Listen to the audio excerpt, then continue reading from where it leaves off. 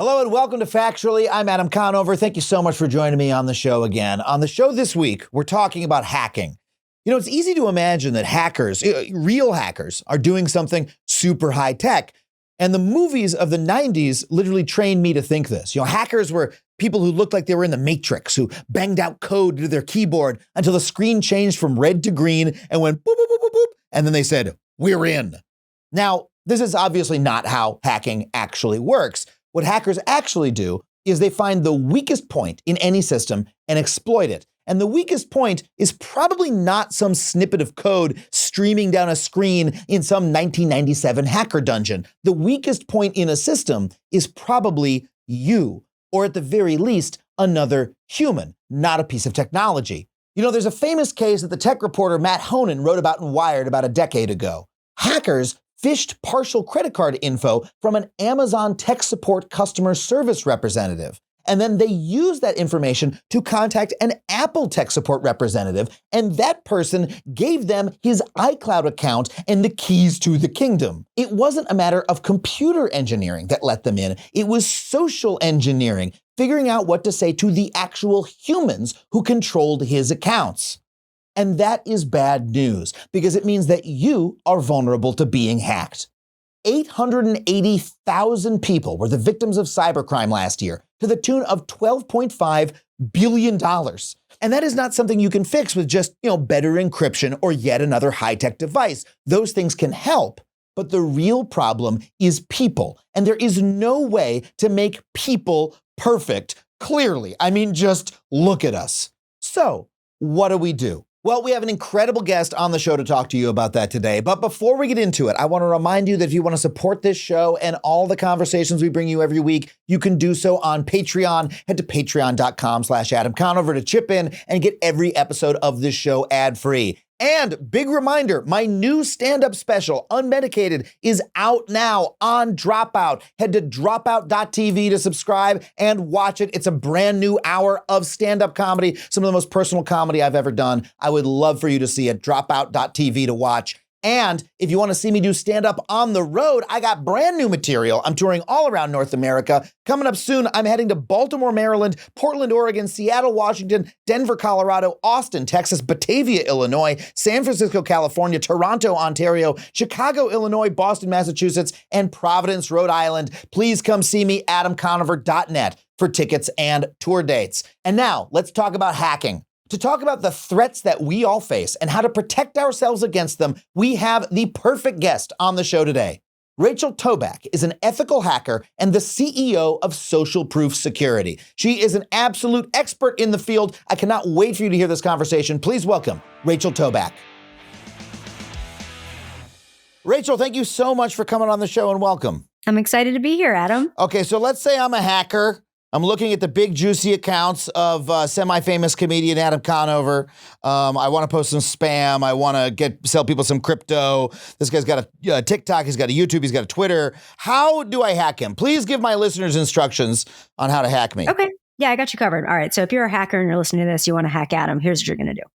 Number one, you're going to look up what Adam's contact details are. So the very first thing you're going to do is you're going to go to a data brokerage site or Google, and you're going to type in Adam's name and then the words phone number or email address so that you figure out how you're going to contact Adam in the first place. Because sure, you could DM Adam, right? But you may or may not answer those. So you're much more likely to answer an email, phone call, or a text message. We know that in the hacking space. Right now, we're seeing a huge increase in phone calls and texts, by the way. So that's probably the most likely way to be successful. Then you're going to look up what Adam's interests or dislikes are. So what does Adam like? Adam, do you like Diet Coke or do you like Dr. Pepper? Right? We got to know. I like Diet Dr. Pepper. That's what I like too. A lot of people are talking about how this is the best diet soda. I've had it recently on Labor Day weekend. I had some. It was good. And they can listen to this podcast. They know I like Diet Dr. Pepper. And it's not an endorsement, but no. I have enjoyed it. I am also a Diet Dr. Pepper enjoyer myself. So I would probably pretend to be from the Diet Dr. Pepper overarching brand, and knowing these details. I haven't done any research, right? This is just from hacking you in the last 30 seconds. I'd pretend to be from their brand. I'd say, hey, we heard you on the last podcast. We're emailing you because we'd love to be a sponsor. Go ahead and click here to let us know your availability to chat. And that would be a hacking link. Wait, so they would pretend to be Diet Dr. Pepper? Probably, yeah. I mean, I just hacked you in the last 30 seconds by figuring out your interests, right? Wait, you did? Oh, yeah. Okay. Don't check your email. Don't even pick up your phone. Okay. So they're going to pretend to be Diet Dr. Pepper and they're going to seduce me with money, which works. Yeah. They're going to say, hey, Adam, we'd love to give you X number of dollars to have you give another plug for Diet Dr. Pepper during your next break. Maybe you lift one up. Maybe you're taking a sip or two during a funny chat that you have with somebody, and boom, there you go.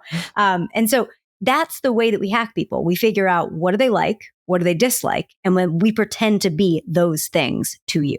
And that works really well if you're targeting a specific person, which, like, people with a lot of followers, such as myself, I'm not trying to brag, but it is the world that I live in. We are used to being specifically targeted. Sure. Does the average person need to worry about that kind of attack that gets to know them very well? Yeah. So we call that your threat model. Your threat model is the likelihood of receiving an attack. And your threat model changes based on who you are and what you do. If you've got a lot of followers, let's say you're like Adam, you've got, millions of followers across platforms, your threat model is automatically high. If you are somebody who maybe has 40,000 followers for your dog's Instagram, your threat model is also high because people like to hack those and then, of course, push crypto scams. If you're a person who has a private Instagram, you've got no Twitch account, you don't have hundreds of thousands or millions of followers, and maybe you've got a couple of personal pictures, you got a cat, you post about your dinners, but it's private, it's less likely that you're going to be on an attacker's radar. Unless you're up on Twitter or some other platform talking about your cryptocurrency. Then an attacker is going to be real curious about you. Like, they're bragging about having a lot of money, or they're flashing their Rolex every day. They want to go after somebody they believe is going to be a juicy target. They're not just going to go after random Joe Schmoes. So what do the attackers do after they trick on me? They trick me. They get me to click on the link to the Diet Dr. Pepper endorsement form. What's the next step? Yeah, they'd probably try to get you to download malware. So if you have some sort of vulnerability on your machine, let's say it's been a while since you've updated your operating system or your version. A lot of people do that, right? You get that little thing that pops up in the upper right-hand corner. Yeah. Says, hey, we're going to reset you overnight. You're like, I don't have time for this right now. You push it off for a little bit later. Well, a little bit later is now 2 months ago. And now the attacker has kind of reversed what those changes to the vulnerabilities are, and they're able to craft malware for your machine. So if you're a normal human being like most people, you've put that off. You've got known vulnerabilities in your browser or your operating system. Boom. The problem is those update dialogues. It's that seductive little button that says "Not now." Who can resist "Not now"? It's going to happen later. What? But I don't want to update now. Not now. Later. When is it a good time? It's never now. It's always going to be later. It's never going to be now. I know it's tough because we want to give people options. We want to give people an out. But of course, that means that people always take the out. Yeah. But that's like saying, hey, we updated the locks on your front door, or, the thing that OS updates have most often is security fixes almost. That's right. Yeah. And so a lot of times, if you look in your upper right-hand corner of your browser, it says you have to update that too. And people also not now that because they're like, I got 72 tabs open. I don't want to refresh all this stuff. Now I got to relog in. I got to get my credentials, etc. I don't want to deal with it. And so I just put it off till later. Well, unfortunately, if you have a high threat model because you're in the public eye, you're a celebrity, you're an activist, or you're being harassed by folks online, well, you have a likelihood that you're going to receive some sort of attack, whether it's over text, email, phone call, in person, something like that.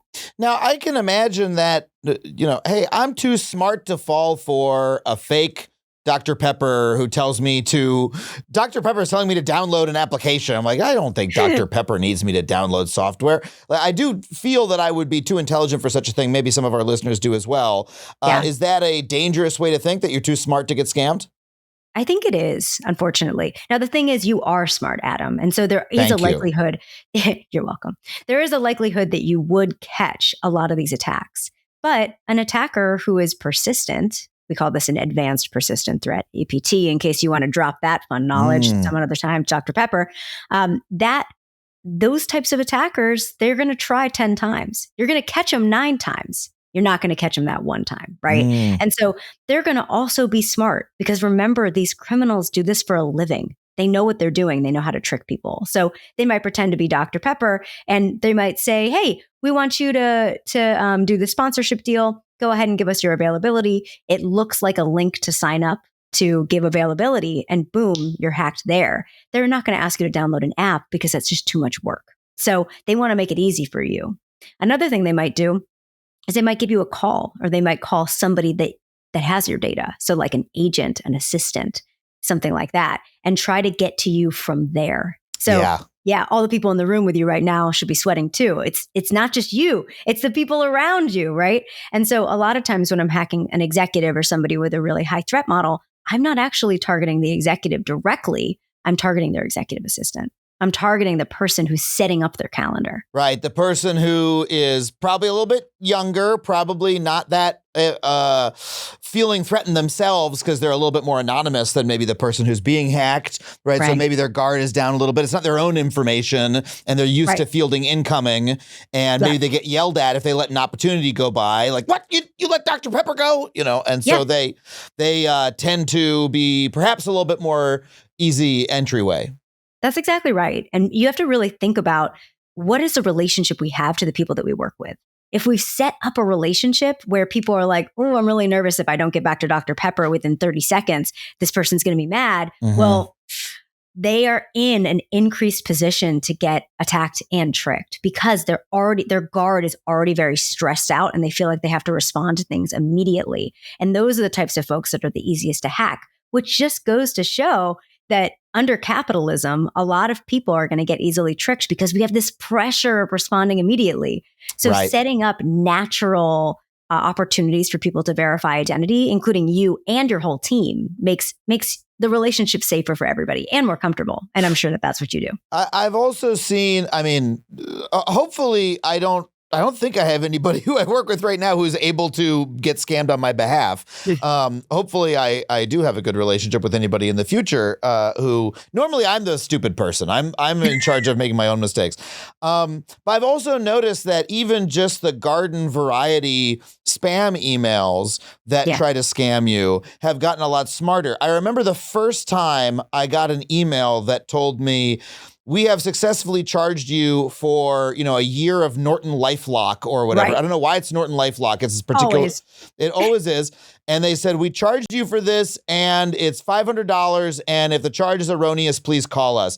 And I remember the first time I got one, I had never seen one like that before. And I believed it for a second. Yeah. And then I looked a little closer and I was like, this is from a weird email address, et cetera. Like it had one of the normal tells. Right. But I was like, this is very clever because if you are frightened by that, it triggers your loss aversion. Oh no, I'm going to lose money. And instead of being the recipient of the scam, you are going to be then active and call the number and say, no. Yeah. I'm going to get to the bottom of this because you don't think you're getting scammed. You think you are stopping a scam. You think a sleazy company billed you by accident and now you have to call and yell at them and it puts you in a completely different frame of mind. And I'm sure, you tell me, but I'm sure as soon as you call this number, the first thing they say is, okay, just give me your credit card number so I can refund the charges or whatever it is, right? That's exactly right. So when we're hacking, there are two scenarios that we tend to set up. They all boil down to these two. Either I'm helping you or you're helping me. That's it. I'm helping you or you're helping me. So that scenario that you just mentioned of Norton, quote unquote, of course, the attacker, saying, hey, we charged you $500. If this seems wrong, give us a call. They are helping you, right? They're trying to show that they are helping you. And you're saying, nope. Thank you for the support. Thank you for letting me know. We got this wrong. Let's correct it immediately.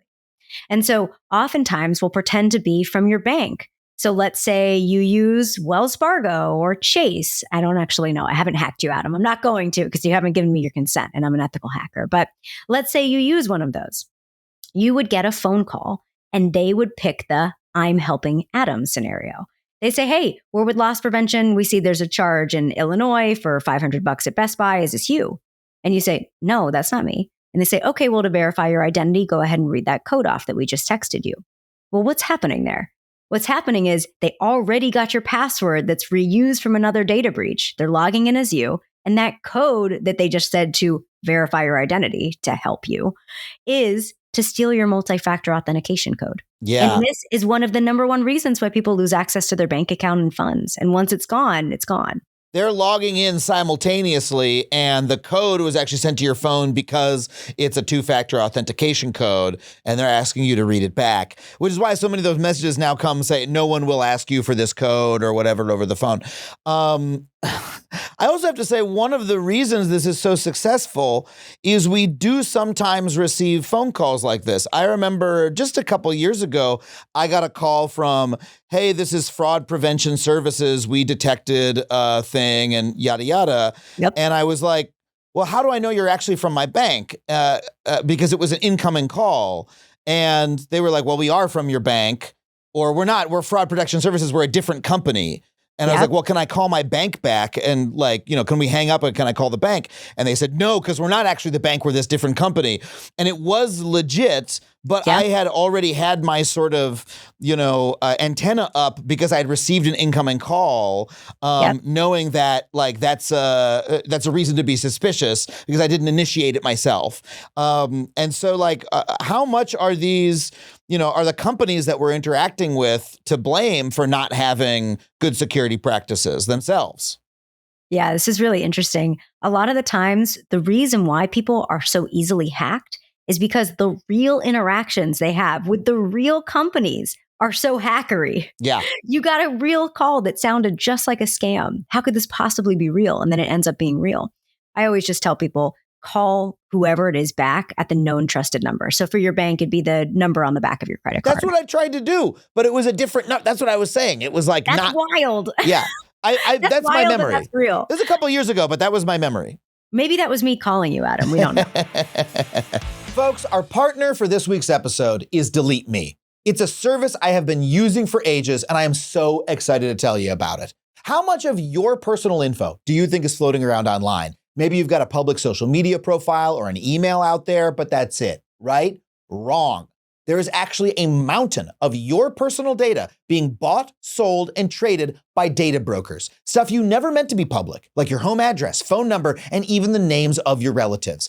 Anyone with an internet connection and some bad intent can dig up everything they need to make your life miserable. Recently, we've seen an uptick in online harassment, identity theft, and even real-life stalking, all because of this easily accessible information. A couple years back, I became a target of harassment from people who found my details online. So I signed up for Delete Me, and honestly, it is one of the best choices I've ever made. Their team of experts works tirelessly to hunt down our information, remove it, and keep it gone.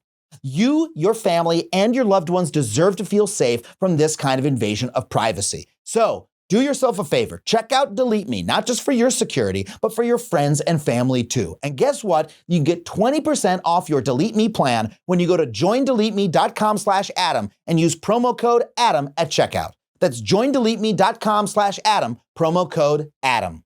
Folks, today's episode is brought to you by Alma. Look, life is full of challenges. Even the best of us can feel bogged down by anxiety, relationship issues, or the weight of major life transitions.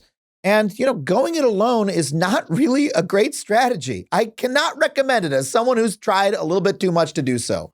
What I can recommend is finding someone who truly understands what you're going through to help you through your tough times. And if you're thinking about getting some licensed expert help to navigate your own challenges, I really recommend giving Alma a try. Therapy can be an incredibly effective tool to help you get through your day-to-day. But you know what? I know from personal experience that it is so much more effective when you find someone who feels like they are truly hearing and understanding you. Getting help is not just about having any therapist. It's about finding the right therapist for you.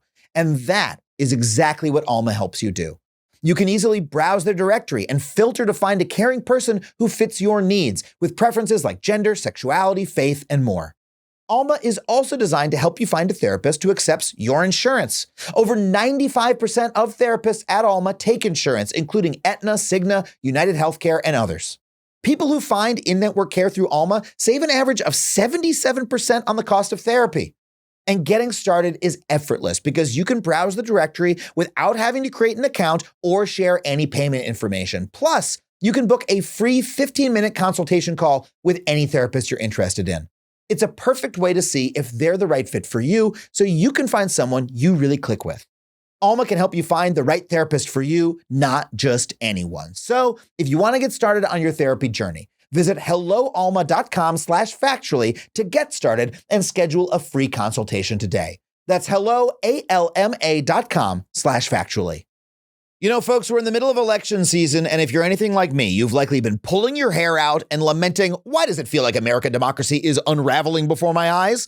Well, the answer is that it's the fault of our electoral system and its winner-take-all ideology. But is that really the best we can do in 2024? Spoiler, it's not. For the answer on why, I highly recommend The Future of Our Former Democracy, the new podcast from More Equitable Democracy and Large Media.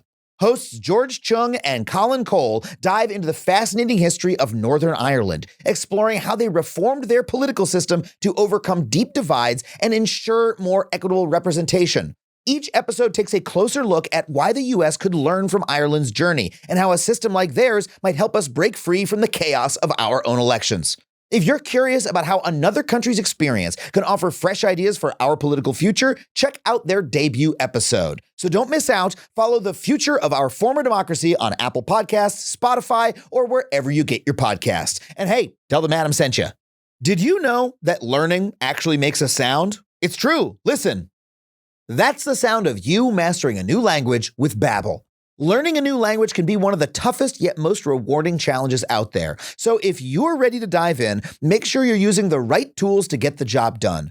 From minute one, Babbel is concerned with helping you get out there and put a new language into practice in the real world. I mean, I've lived in LA for years, and a great deal of the population here speaks Spanish. So starting Spanish with Babbel has been rewarding to me in ways I didn't even anticipate. I'm excited to learn more to see what else it opens up for me, and that is just my experience. But studies from Yale, Michigan State University, and others have shown that Babbel is effective. One study even found that using Babbel for 15 hours is equivalent to a full semester of a college language course. And guess what? Here's a special limited time deal for Factually listeners. Right now, you can get up to 60% off your Babbel subscription, but only for our listeners at babbel.com/factually. Get up to 60% off at babbel.com/factually. That's spelled BABBEL.com/factually. Rules and restrictions may apply.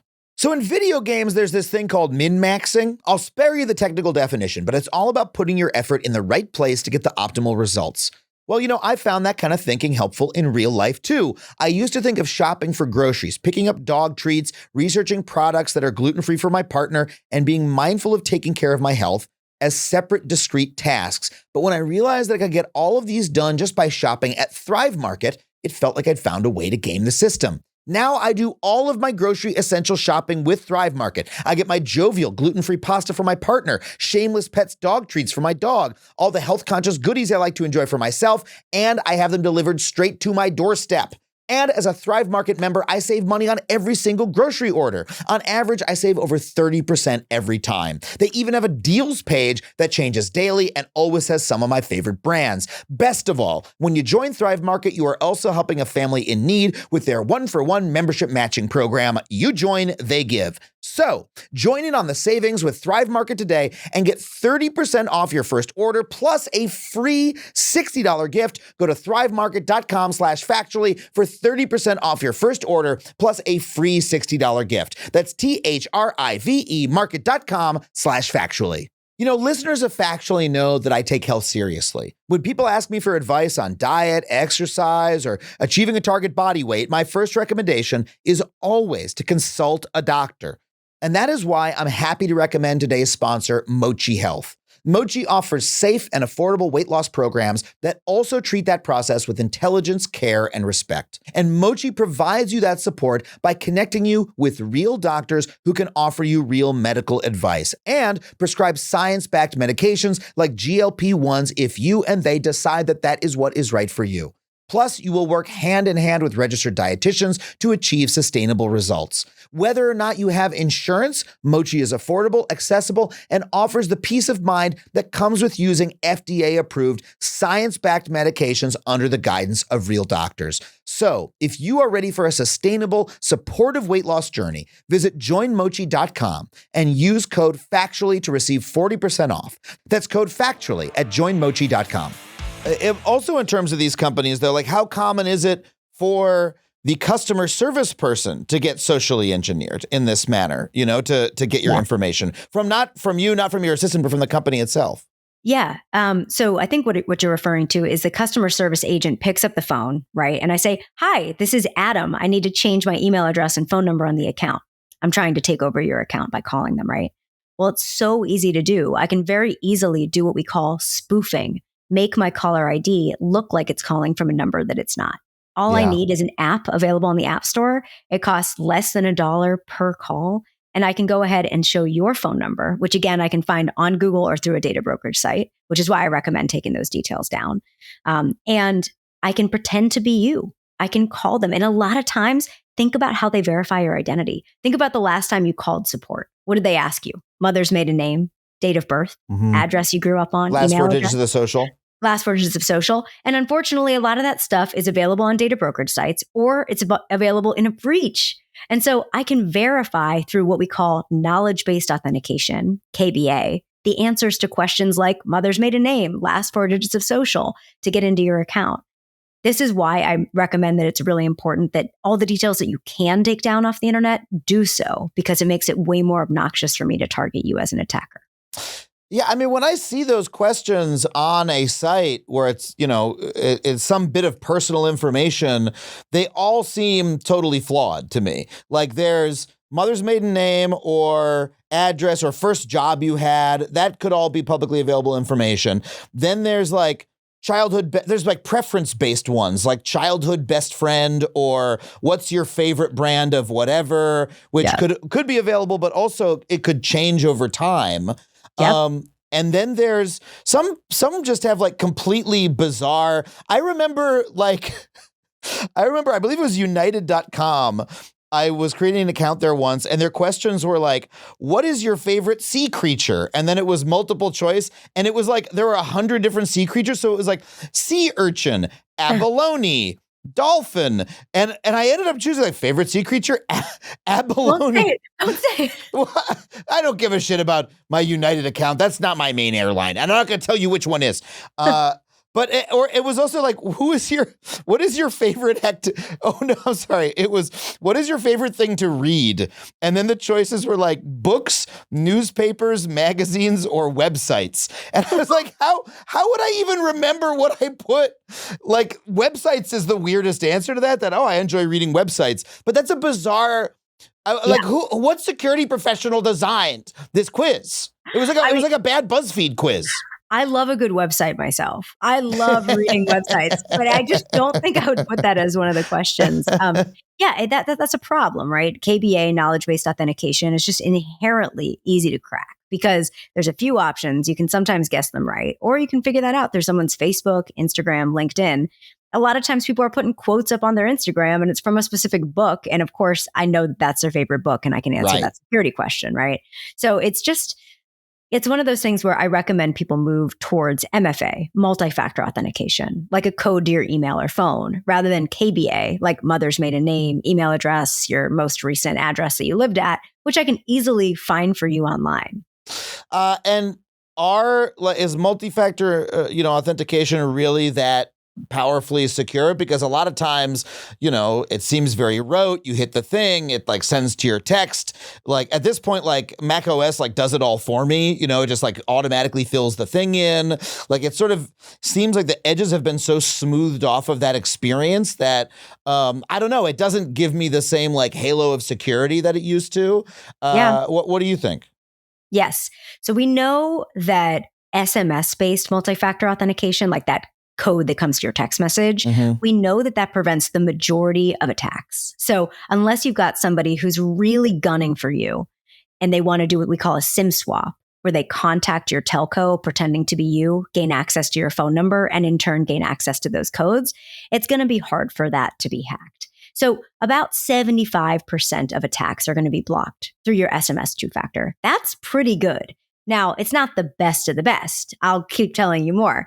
The best of the best is going through like app-based multi-factor authentication or something like a FIDO2 solution. I'll get there in a second because it's a little technical. So something like your app-based solution will be like, you've probably seen Duo or Google Authenticator or Microsoft Authenticator, where you go to an app and you get a code and you have to type that in.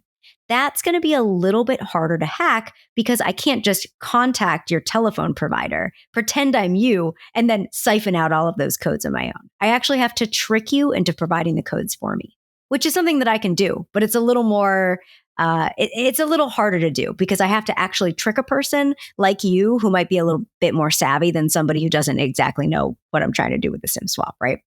And then from there, I could go towards something like your FIDO2 solution, which is almost impossible to hack. So a FIDO2 solution is something like a hardware security key or a pass key. This is something that is really, really hard for me to steal. I have to be with you in person, basically stealing from you, robbing you. That's not how most cyber criminals are. They don't want to punch you in the face and steal your keys with a YubiKey on it. They want to hack from far away from another nation, or they want to be in Florida while you're in LA. They don't want to do that. They don't want to do actual battery. So we have to recognize that that threat is way, way lower and in turn much safer if you use something like a FIDO security key. What does FIDO stand for? I think it stands for physical identification over two-factor. Physical, well, it's an F. Let me actually get I'm going to look it up for you because I don't actually know and I don't want to make something up. FIDO2 stands for what? Here we go. Fast Identity Online. Oh, okay, that sucks. Okay.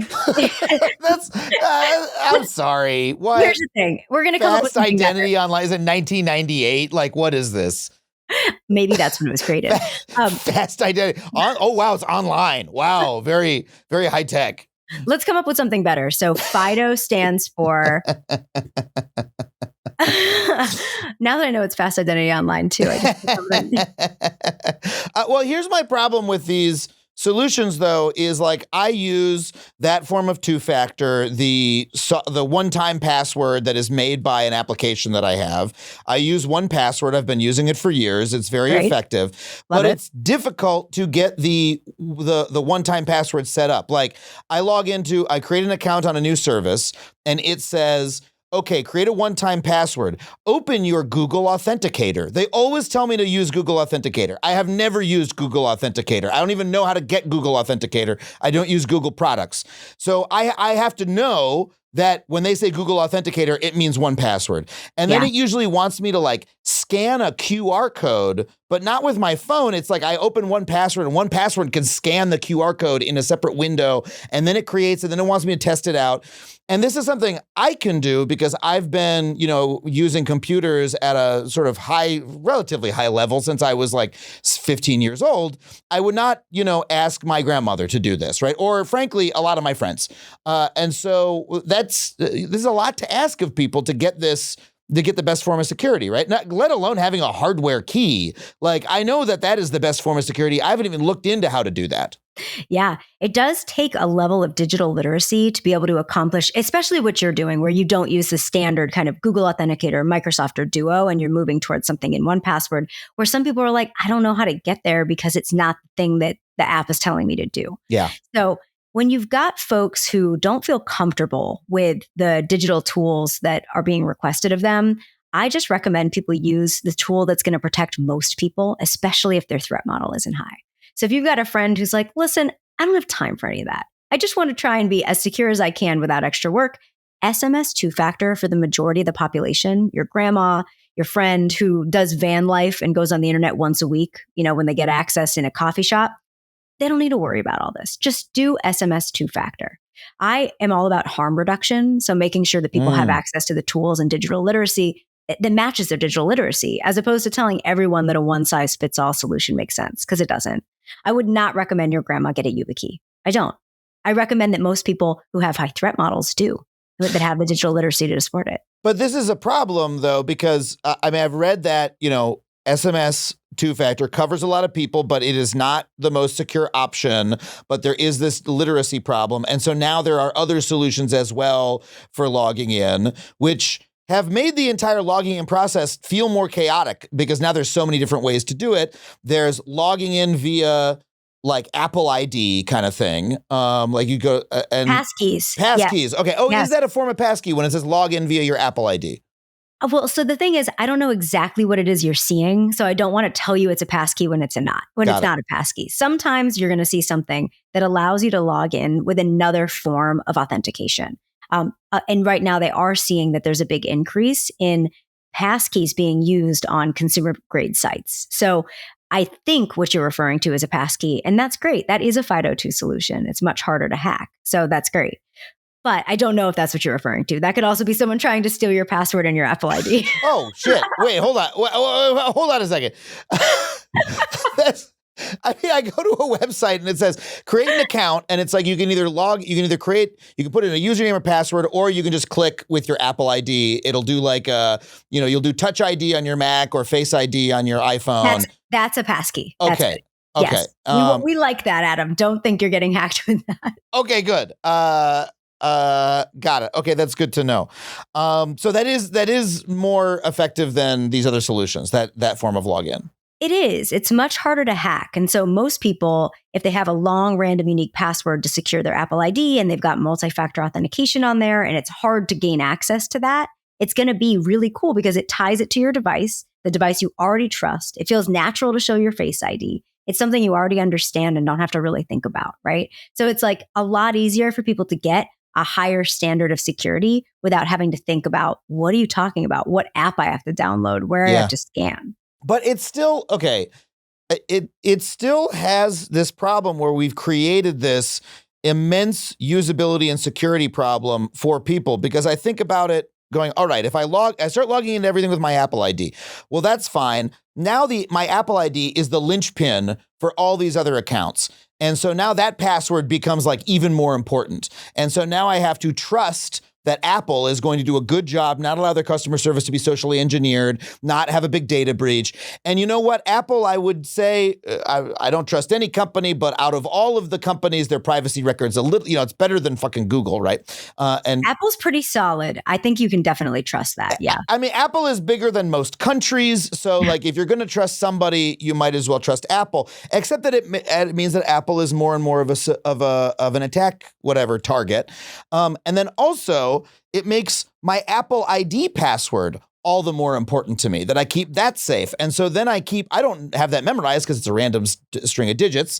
I have that in my 1Password, which like I have to remember the password of that. And then I have the little printed out like emergency kit that they tell you to print out. And I like keep it in a safe and secure place in my home. And so there's like these levels of password that are all stacked on top of each other. Yeah. And like, this is a huge amount to ask of people just for the privilege of interacting with the internet, which is something that we all have to do now. Like, you cannot go through life without having a couple dozen accounts in different places just to pay your fucking utility bill.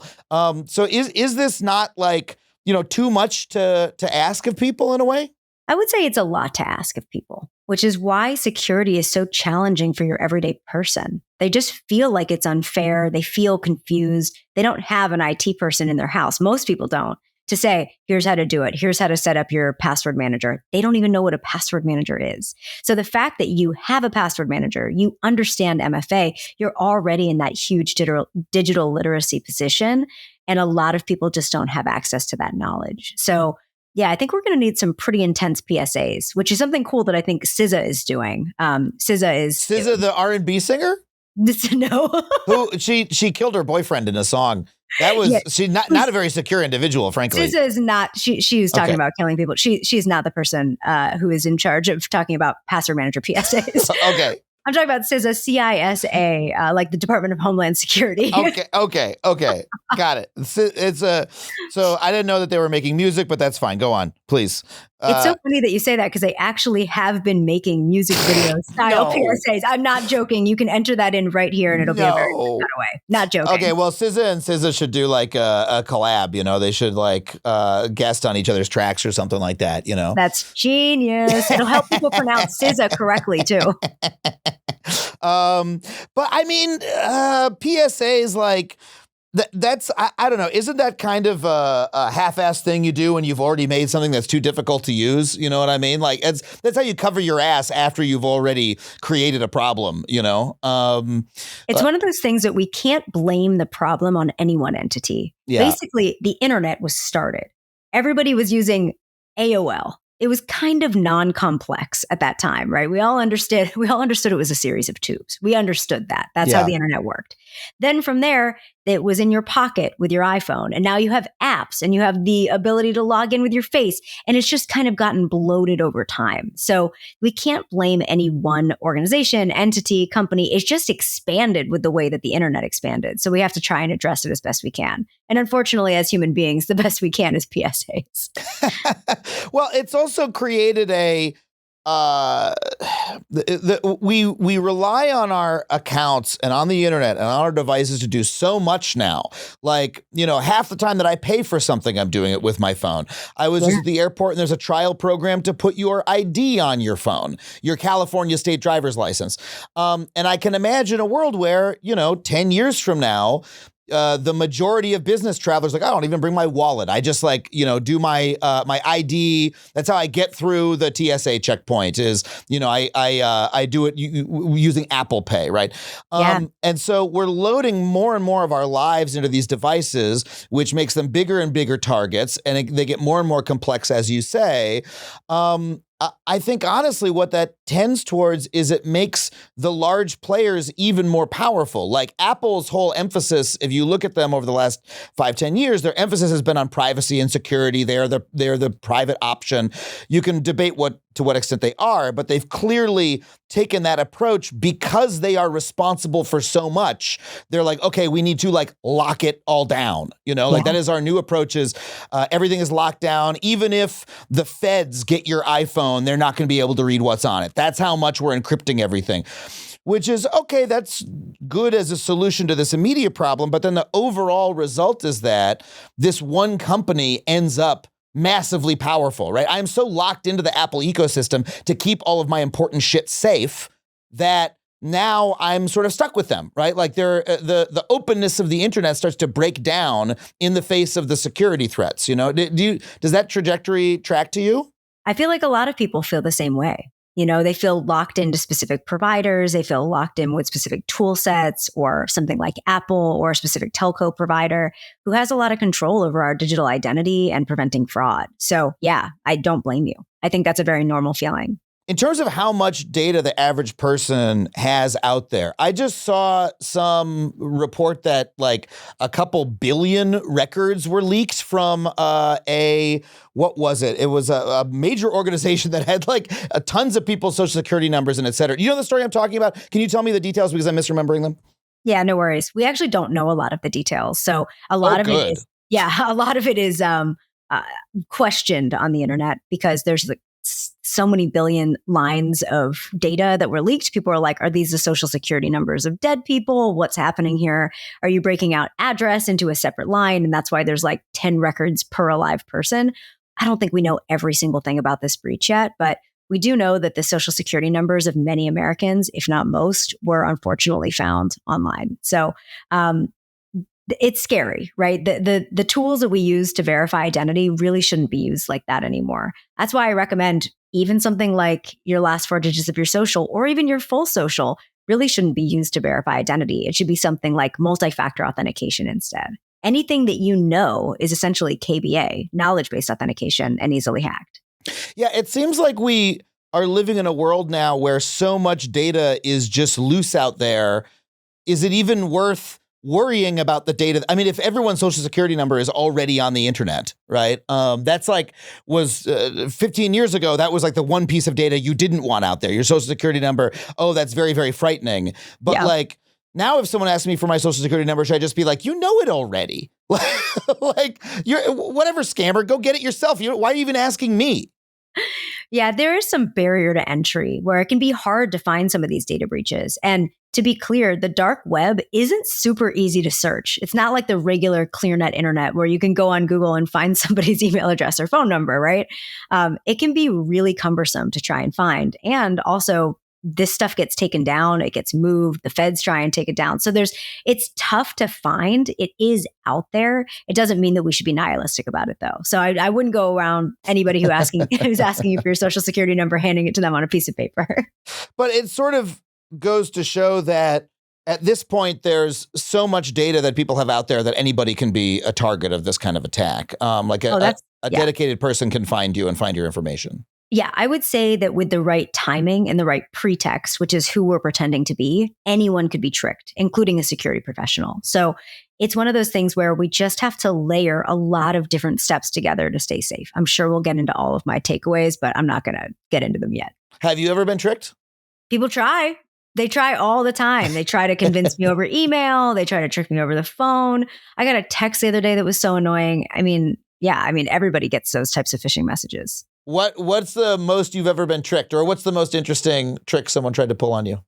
People are always trying to get my address. They're trying to figure out what my email address is. They'll send me an email and it has like 45 different email addresses in the send bar because they're typing in every single email address they think could potentially be my email address. I'm like, just relax. Just DM me on Twitter. I'll answer you. In terms of the industry of hacking, right? Like who is doing this and why? I'm sure there's a lot of different reasons, but how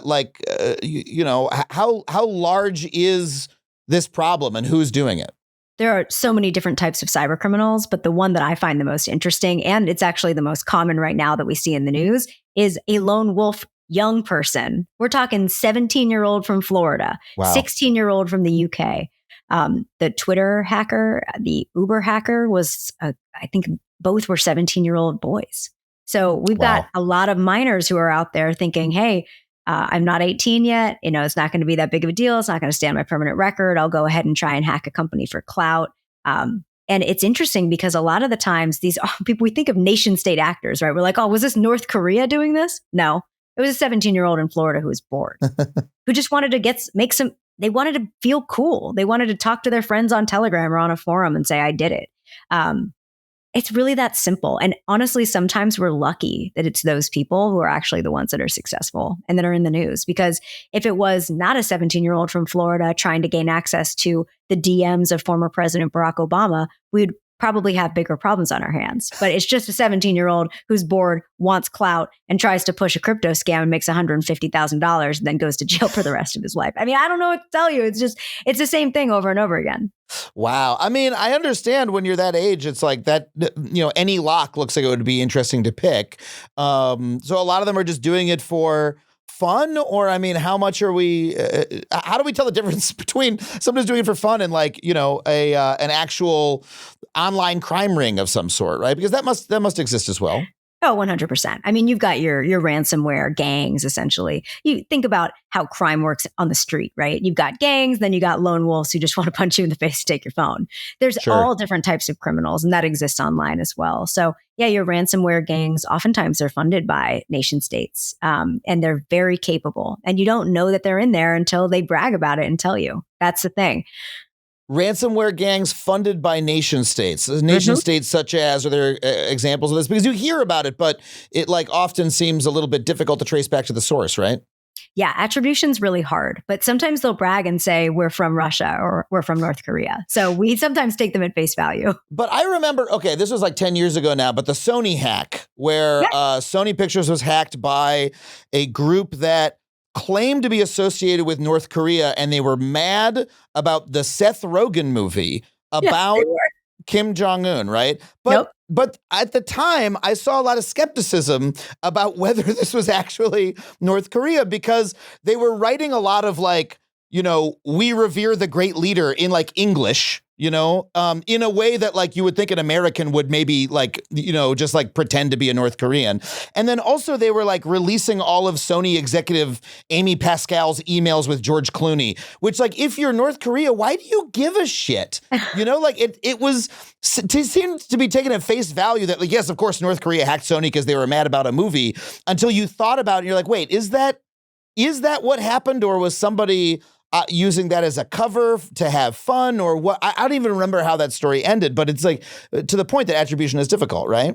Attribution is one of the hardest problems we have in cybersecurity. We can do our very best guess. We can do as much forensics as we can. And we, a lot of times, get really close to being 100% sure. But still, plausible deniability exists. Someone pretending to be from North Korea is possible. But yeah, it's a really hard problem to solve.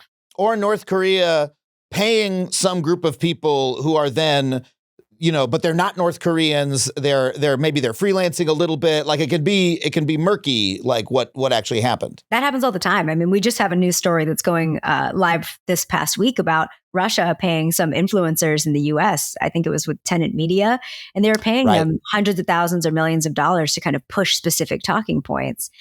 So yeah, sometimes it's very hard to follow the money, and people claim they didn't even know that they were a part of this specific propaganda campaign. Now, whether or not they knew or didn't know, that's not for me to answer, but I guess the feds will find out. Yeah, very fascinating. And, by the way, we just did an episode a couple weeks ago about foreign influence on American government and how big of an industry that is. So, of course, you can imagine some of it's clandestine. And then that's not even to talk about the stuff that is actually happening secretly, like the espionage side of it, which is probably even deeper. Like I can only imagine what the CIA and the NSA are doing to their counterparts and vice versa to try to the real deep actual spy shit. But this also happens on a more trivial level, right? Like you always read about hospitals being held ransom, which is, probably not a lot of people would think that, a local school district would need to be worried about, a ransomware attack or would need to have really high security. But those become targets as well. Yes. Yeah, absolutely. Unfortunately, attackers have learned that those targets are softer. So they go after a hospital or a school district or a therapist's office and threaten to release notes based on those therapy clients. Wow. They go after the places that they believe don't have enough security to secure their actual infrastructure and have such sensitive data, whether it's about students, their health, their learning, or patients, that they think that the ransom will be paid. And oftentimes, even when you pay the ransom, they still release the data anyway. That's the thing. You don't have any sort of guarantee. It's kind of like negotiating with a terrorist. That's really wild. Is this something that they have gotten any better at recently? Or, have we succeeded in, making these places harder targets at all? I wish I could say yes. I'm an optimist at heart, but I want to be honest with you. No, we see ransomware increase year after year, typically. So these attackers, they recognize that they have some soft targets. They try to go after them. There's millions upon millions of these soft targets. And so they don't really need to change their playbook until people wise up and change their infrastructure. So no, they're still quite successful quite frequently. When we're talking about social engineering, something that strikes me is that, I'm very critical of AI technology on this show and the way that it's been marketed. One of the things that it can do is, give people the ability to mimic a particular piece of content, whether an image or a sound, pretty effectively. If you look at, the software that now allows people to do vocal mimicry, things like that, it makes me wonder how effective that will be at scams in the future. I remember a couple of years ago, my grandmother, who has now passed away, so I won't embarrass her by telling the story, but, she was called by a scammer who pretended to be me, said that I had gotten in an accident and needed her to wire me some money, and had some details about me. And look, she was in her late 80s, early 90s at this point. I'm sure they didn't need anything high tech. They just, sort of made their voice sound a little weird because they were crying and had a detail or two that helped. And she drove to a Western Union and wired them money. And it was horrible. It was very distressing to find out about. She did it out of love for me, right? She was embarrassed. It luckily wasn't a life-changing amount of money. It was a small-time scam. But that sort of thing, I would imagine, could be done even more effectively now if you look at how much of my voice is available out there, right? Yeah. That someone could do a voice print on if they wanted to. So how much is that an issue of concern? It is an issue of concern. First of all, I'm sorry that you dealt with that because that sucks. I was on 60 Minutes talking about that specific attack last year. And I did a voice clone demo using an AI tool and hacked Sharon Alfonsi through her assistant by pretending to be Sharon. So all I need is about 1.5 to 2 minutes of your voice, and you've got hours upon hours out there to create a good vocal clone. So unfortunately, we are seeing scammers get a little more savvy with their AI tools. They are uploading people's voices. They're sounding quite distressed in your actual cadence, tone, timbre, as opposed to before just sounding hysterical. Somebody's calling on your behalf, and it's like a little harder to see if it's really that person. Now, there's a lot of my voice out there, but it's all me doing my podcast voice, which is very shouty. I really project. And so I think if they tried to use this on any of my relatives now, they'd be like, the call would be like, Mom, I need you to wire $500 to, they'd be like, why is Adam sounding so up? Like he has a lot of energy when he's upset. So what's your normal voice sound like then? I'm not going to do that. I almost got you. I'm not going to do that. It is very much sort of the thing from Sneakers, right? Yes, my voice is my passport. My voice is my passport. I mean, that was one of the better hacking movies ever made. Yeah, I mean, in terms of like deep fakes, you often hear people talk about them in, Trump uploaded a deep fake of Kamala or whatever. Right. I don't know. That is what it is. Like whether or not that's a big issue in the election, that seems to me to be a smaller issue than the pettier use of this kind of technology. Do you feel that way? I think it's both, unfortunately. We have a lot of folks who struggle with their digital literacy around AI deepfakes on social media. So we're seeing deepfake pictures, videos, audio that is trying to influence the election, such as a robocall that sounds like it's coming from a candidate telling you that your election or polling location has changed and to not vote that day, to vote a different day. Those types of attacks are unfortunately quite effective because it really sounds like it's coming from that candidate. People don't know better. Maybe they're older. Maybe they're not familiar with these types of attacks and they believe it and they don't exercise their right to vote. Or they hear a candidate's video talking about something that they've never said before. And they think, well, I don't agree with that. I'm not voting for them. When in reality, that's fake. It's not real. So the concept of fake news isn't new, but it has evolved and become more believable. And unfortunately, people are falling for it. Now, it's less likely that you or I would. Folks in our age range and group aren't falling for it as much, but folks that are older than us, we're definitely seeing fall for these deepfakes. Yeah. And I can imagine that would be even more effective if it's a targeted thing on a particular person trying to like exploit information about that person in order to get them to do a very specific thing in order to drain their bank account. 100%. I'm a pen tester. I'm a hacker. So ethically, I get asked to do this all the time. And I only do it when I sign a contract to, not, for any other reason. But I have hacked many everyday regular people as a part of their job, pretending to be from finance, asking for wire transfers, asking somebody in HR to change billing details, stealing money. It's easy to do, unfortunately, in both people's personal life and their professional life. Tell me more about that as an ethical hacker. How did you get into that and what does that work like? Yeah, I got started at DEF CON, the world's largest hacker conference. So about 30 to 40,000 hackers descend on Vegas every August or July. We go there, we learn the latest attack techniques. And I got started, I think like 10 years ago at this point, where they put me in a glass booth in front of an audience of 500 hackers. And I had to hack a real company target live in front of that audience within 20 minutes. Wow. I ended up getting second place in that competition 3 years in a row, which kind of jump-started my career as a hacker. And then organizations like the large tech companies, large law firms started contacting me. U.S. Air Force asked me to hack them. And from there, it's a little bit of social proof, which is why I named my company that, where they kind of target, they want to talk about how safe they are. They want to talk about the fact that they've actually pressure tested their systems.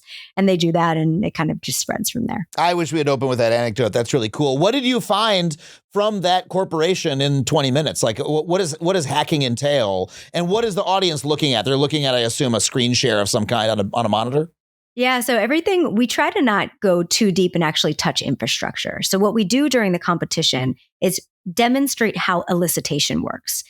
We've been joking and I've been doing elicitation with you all day. The Dr. Pepper thing was part of it. Me saying, what does your normal voice sound like? And is an example, right? Mm-hmm. Obviously, you're not going to fall for it because you're extremely savvy. But we try to I like being asked questions about myself, and I feel like I'd fall for it very easily. But it's just because I know you're a hacker, and the average guest could get any kind of info out of me. But please go on. So we try to get people to tell us information that would be useful. So for instance, it's useful for me to know which password manager you use, which multi-factor authentication tool you use, which websites you like to go to.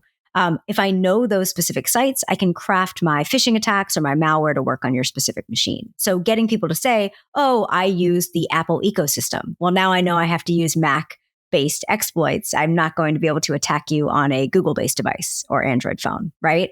So it's helpful for me to understand what type of operating systems, versions, tool sets you use. And that's what we really seek during the social engineering competitions at DEF CON. We're trying to demonstrate how we would gather that information to then trick somebody using a phishing attack or malware. This was a social engineering competition. So you were getting information from people that you... It was, just human hacking. So I didn't actually touch their systems with any code or malware, but demonstrating how I would. Human hacking is a really good way to put it. Human hacking, like, is frankly a better phrase than social engineering, because it really makes it clear how vulnerable humans are. Because let me tell you something, our operating system never gets updated. You know, I'm exactly as stupid today as I was a year ago, and I'll be even stupider in a couple of years. Don't tell me that, Adam. Don't tell. You're going to give me heart palpitations over here. I'm going to stay on after. I'm going to get your systems up to date. Okay? I mean, for real, like, you know, one of the things about people that I think about all the time is, you know, every problem in the world was caused by people, and people, you know, we don't change that much. Like, you know, culture changes, civilization changes, but, you know, people are greedy, they are careless, they are inattentive, they are, tired. Yeah, absolutely. And they always will be. And, you know, they'll never stop being that way because they are human beings. They're flesh and blood, you know, and we will never be able to perfect ourselves. And we'll always be the weakest link in the system, right? I unfortunately always say that I have job security. I wish that wasn't the case. I wish that we could get humans perfect, but humans aren't robots. We are fallible. We will always make mistakes. I don't use the phrase weakest link in security. I twist it a little bit and say, you're the first line of defense. You're the first thing that could catch me, right? You're the first thing that will report me. And I do get caught all the time. So once people know what to look for, they understand how my persuasion techniques work. How do I build rapport? How we make jokes, how we talk, you know, all the ways we've been talking today. They go, oh, I didn't realize that rapport building is actually soliciting information. I'm giving the info that the attacker needs. I didn't recognize that in the moment. And then they're able to catch it later. So yeah, I get caught all the time. It's kind of empowering, actually. It's exciting. Well, this brings us to my final two questions. The first one is, I just want to talk again about, you know, what blame the companies whose systems we interact with have for this problem. Because, you know, we're fallible humans. We will never not be fallible. Yeah. And yet we are forced to interact with these extremely complex systems.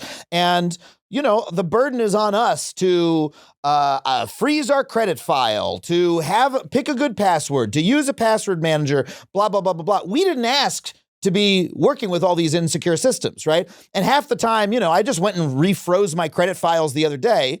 But half of them, you know, half of these companies have had their own data breaches. Like the credit bureaus themselves have had data breaches.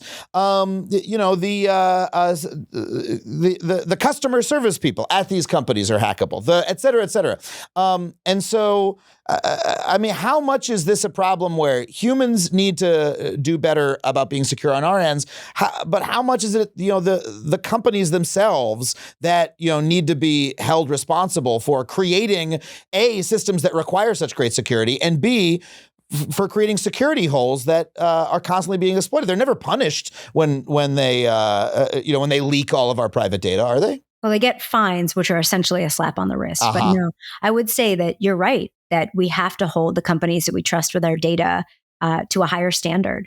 And there are a lot of things that companies can do better. So if a company is not using multi-factor authentication internally that matches their threat model, that's not good. They need to do that because they're protecting our data.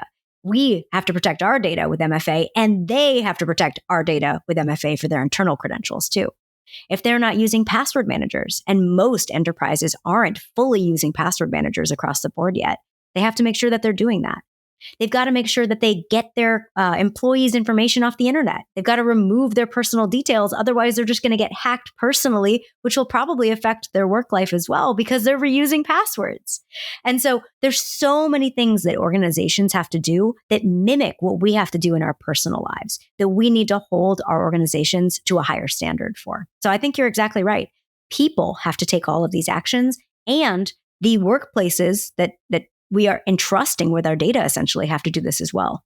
I have a bunch of takeaways that are specific to organizations, like making sure that your customer service team knows how to verify identity appropriately and has updated those protocols and doesn't just ask, hey, what address did you live on? What's your date of birth? Because that's not sufficient to protect your privacy or your security. I mean, how are we supposed to even be able to tell which companies, take our security seriously and which ones don't, Like, again, I'm a little bit more tech savvy than most people, so I can look at one company and say, all right, this one has better practices. But I look at something like if the average person is trying to decide whether to use Signal or Telegram, right? Both of which claim to be encrypted services, but it has come out recently, my understanding is that Signal is, as far as I know, quite well encrypted. Telegram never had encryption on by default. Most communications were not encrypted and, in fact, was harboring so much cybercrime on their service that I believe the vice president of the company or an extremely high-placed executive the CEO was just arrested. And this is one of the largest messaging apps in the world. More people use Telegram than use Signal, I believe. So how is the average person supposed to know, hey, this one is safe, whereas this one is a privacy and security nightmare? They both claim that they're doing a good job. Only one of them is. If you're looking for really good security information, I recommend, and I know this is something people disagree about, I recommend you follow security people on Twitter. Because we have been talking about the fact that Signal is end-to-end encrypted and Telegram is not end-to-end encrypted for like 4-5 years at this point. And if you can follow those folks where they talk about it all the time that are actually providing that analysis, I think it'll really help people. We try to get this information out. And I think I talked to the Washington Post or something about this specific issue recently, but it's not something like you mentioned that the average consumer understands. And the average consumer isn't going to go into the T&Cs to see, wait, is it actually end-to-end encrypted or do I have to enable that? Is it end-to-end encrypted just naturally? Yeah. People don't understand that. They don't understand opt-in versus opt-out. So yeah, you want to use a tool that's end-to-end encrypted. You want to have good, safe practices, and you want it to be something on a default. Signal has that. Yeah. And it'll auto-delete your messages if you turn that on, which is really good. If you're texting a drug dealer, I don't know, whatever you might want. Well, there's a lot of a legal one in California. I don't know, whatever. Cut that out or leave it in. I don't give a shit. We're at the end of the podcast. I'm getting loopy. What are your so for the average person, though, we talked about how, we're all a part of this giant security capitalism nightmare where, our security is always compromised and yet we must interact with it. So what are the best practices that we can take to protect ourselves? Give us a couple concrete tips that people can use here at the end of the podcast. Absolutely. Number one, use long, random, unique passwords stored in a password manager. There are a million good password managers out there. Adam, you've talked about 1Password. Bitwarden happens to be free if you want to get a free option. That I highly recommend. Good encrypted options. And then you want to make sure that you have multi-factor authentication on. That second step when you log in for every account. You might think, oh, I don't care if I lose my Instagram or not. Well, your followers do, because if you lose your Instagram, they're going to push crypto scams. They're going to try and scam your family and friends. You're going to try and scam the people around you. So it does matter. Make sure you have a long, random, unique password. Multi-factor authentication is on. Number 3, I call this being politely paranoid. This means verifying that people are who they say they are before taking a sensitive action. Somebody says, hey, I got into a car accident. I need you to send bail money to this location. Say, no problem. I'm here to help you. I messaged you. I sent you a text. I sent you an email. I sent you a Facebook DM. I sent you a WhatsApp message, whatever, any other method of communication. Right. Go ahead and read that word out to me. If they can't do that, you've got to be able to verify identity before sending passwords, sensitive access, wiring money, etc. That's a really great tip. Also, a lot of these password managers now will let you, if you ever want to send a password, they will let you send it in a secure way using the password rather than just pasting it into your text app or whatever, which I also think is helpful. But verifying is really, really useful. Or your Signal. That's another reason why you might use Signal if you don't have that password manager yet, but you're trying to send secure end-to-end encrypted data. Yeah. And then the last one is take your sensitive details off the internet. I call this delisting yourself. A lot of people use that phrase. Delisting yourself means taking your sensitive details like your address, your phone number, your email address off of the internet. For most people, I can find multiple email addresses. And when I type them into these data breach repository sites, I'm able to find 13 to 14 breach passwords that people reuse across their sites. I don't even need to contact you to hack you. I just find out what email address you use, and then I log in as you with a breach password. And I recommend doing this. You can pay to do it, or you can do it for free. If you do it for free, you just click the 3 dots on the side of Google or send a fax to the data brokerage site. Most require a fax, which is really annoying. Or you could pay a service. Delete Me by a company called Abine is one that I have used before. So highly recommend that too. Mm-hmm. Yeah, Delete Me has sponsored this show, as people who listen to the show know. That's I've awesome. used them for many years. Excellent service. And they just automatically send opt-outs to all of the different data brokers to get your data taken off as many as possible. Yep. Works great. Those are all really good tips. And now you said that people should follow security professionals on what we now call X.com or other services. You'll never call it X. You'll never call that? I finally started typing in X because the autocomplete just stopped working on Twitter entirely because they started referring us directly to X. So where can people find you? I'm sorry, Rachel, on X or other platforms? Are you on Threads? Are you on Blue Sky? Or are you on Mastodon, perhaps? I'm on everything with the same handle, Great. at Rachel Tobac. No Well, space. isn't that a security hole if you're using the same handle on every single one? Now people find a one handle, they know all of them, Rachel. Well, not if I've got a good, long, random, unique password Okay. stored on a password manager with multi-factor authentication, and I use Delete Me. And Oh, good. So now you just have to spend 1 week a year updating all your fucking passwords and doing all your security hygiene. I know. I'm still frustrated we have to do it, but I'm really glad that you came on to tell us about how. Rachel, thank you so much for coming on the show. It was a pleasure having you. it was so good to be here. Thanks for chatting with me, Adam. Well, thank you once again to Rachel Tobac for coming on the show. If you want to support the show, head once again to patreon.com/Adam Conover. $5 a month gets you every episode of the show ad-free. For $15 a month, I will read your name in the credits of the show and put it in the credits of every single one of my video monologues to thank you for helping support what I do. This week, I want to thank Cam, Darren K, Stephen Volcano, Angeline Montoya, Matthew Reimer, Ethan, Barack Peled, Gabriel Guerra, and Carrie Hill. Thank you so much to all of you for supporting the show. Patreon.com/Adam Conover if you'd like to join them. Once again, I am taking my new stand-up out on the road. Head to adamconover.net for tickets and tour dates. If you want to watch my brand new special, Unmedicated, Dropout.tv, I hope you watch it. I am so proud of it. Dropout.tv. to watch it. I want to thank my producers, Sam Roudman and Tony Wilson, everybody here at HeadGum for making the show possible. Thank you so much for watching, and we'll see you next time on Factually. That was a HeadGum podcast.